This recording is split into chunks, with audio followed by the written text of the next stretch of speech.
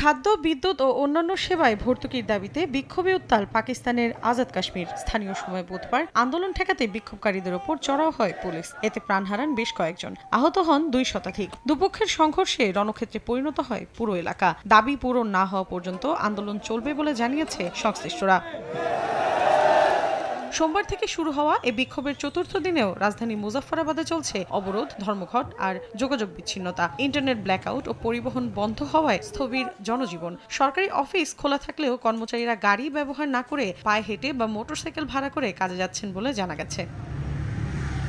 এদিকে টানা সহিংসতা ও রক্তক্ষয়ী সংঘর্ষের পর বৃহস্পতিবার প্রধানমন্ত্রী শাহবাজ শরীফের নির্দেশে ইসলামাবাদ থেকে পাঠানো উচ্চ পর্যায়ে সরকারি প্রতিনিধি দল বৈঠক করেন জম্মু কাশ্মীর জয়েন্ট আওয়ামী অ্যাকশন কমিটির নেতাদের সঙ্গে। শুক্রবারও আলোচনা হতে পারে বলে জানিয়েছেন সংশ্লিষ্টরা। অন্যদিকে সরকারি নেতারা বলছেন, পাকিস্তানের শত্রুরা অস্থিরতার সুযোগ নিতে চাইছে, তাই সংলাপের মাধ্যমেই সমাধান জরুরি। মৌসুমী সাথী, সময় সংবাদ।